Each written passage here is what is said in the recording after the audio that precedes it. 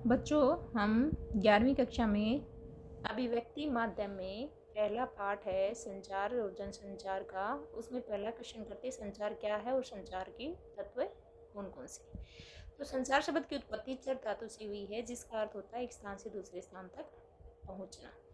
जैसे ताप है, इसके बारे में आपने पढ़ रखा होगा कि गर्मी किस प्रकार एक बिंदु से दूसरे बिंदु तक पहुंचती है। इसी प्रकार टेलीफोन के तार या बेतार के जरिए मौखिक या लिखित संदेश को एक जगह से हम दूसरी जगह तक भेजते हैं, इसको भी हम संचार कहते हैं।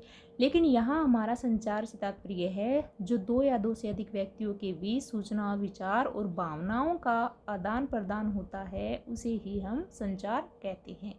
मशहूर जो संचार शास्त्री है विल्बर श्रेम के अनुसार संचार अनुभव की साझेदारी है। संचार को करने के बाद हम आगे करते हैं संचार के तत्व। संचार का सबसे पहला तत्व है संचारक।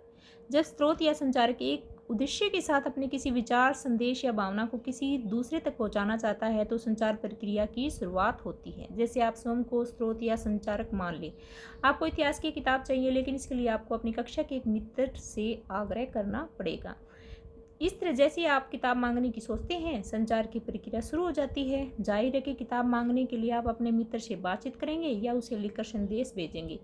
बातचीत या संदेश भेजने के लिए आप भाषा का सहारा लेते हैं। दूसरा जो हमारा तत्व है कूटीकृत या एन्कोडिंग।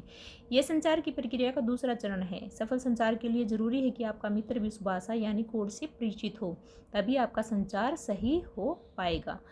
इसका अर्थ हुआ कि सफल संचार के लिए संचार का भाषा पर पूर्ण अधिकार होना चाहिए, साथ ही उसे अपने संदेश के मुताबिक बोलना या लिखना भी आना चाहिए। ये दूसरा तत्व था। तीसरा तत्व है संदेश। संचार प्रक्रिया में संदेश है उसका बहुत अधिक महत्व है। किसी भी संचारक का सबसे पहला उद्देश्य अपने संदेश को उसी अर्थ के साथ प्राप्तकर्ता तक पहुंचाना होता है। इसलिए सफल संचार के लिए जरूरी है कि संचारक अपने संदेश को लेकर पूर्ण तरह से स्पष्ट हो। संदेश जितना स्पष्ट और सीधा होगा, संदेश के प्राप्तकर्ता को उसे समझना उतना ही आसान होगा। चौथा जो हमारा तत्व है माध्यम, चैनल।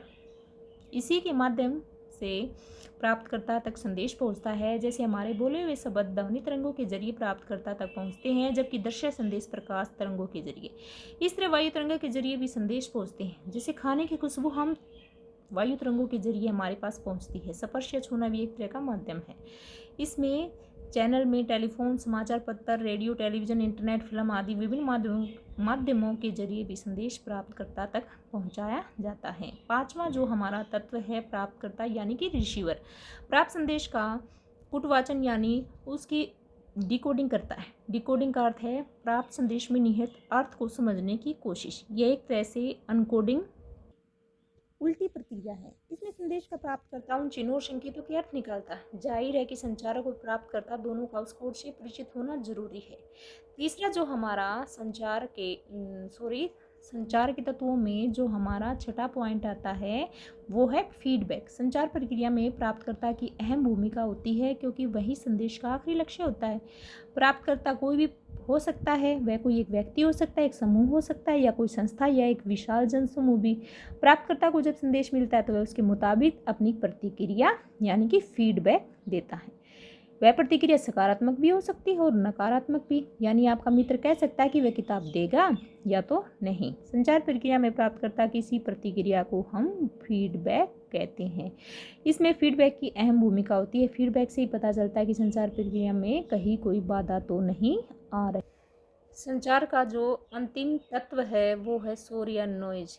यानी कि हमारे पास संचारक हो गया, कूटीकृत एनकोडिंग भाषा हो गई, संदेश हो गया, संदेश को पहुंचाने के लिए माध्यम हो गए, और माध्यम जिसके द्वारा प्राप्तकर्ता तक संदेश पहुंचता है वो प्राप्तकर्ता हो गया। उसके बाद उसकी प्रतिक्रिया यानी कि फीडबैक क्या है, और अंत में शोर।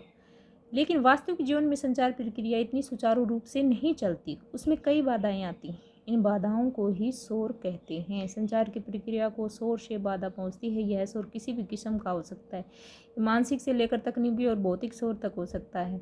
शोर के कारण ये संदेश है वो अपने मूल रूप में प्राप्तकर्ता यानी कि रिसीवर तक नहीं पहुंच पाता। सफल संचार के लिए संचार प्रक्रिया से शोर को हटाया ये हटाना या कम करना बहुत ही ज़रूरी है। तो बच्चों आज हमने किया था संचार किसे कहते हैं, संचार के तत्व कौन कौन से हैं, जिसमें पहला तत्व हमारा आया था संचारक, उसके बाद है एनकोडिंग यानी कूटीकृत यानी कि भाषा, संदेश, माध्यम, प्राप्तकर्ता रिसीवर, फीडबैक, उसके बाद शोर। अगली वीडियो में हम करेंगे संचार के प्रकार।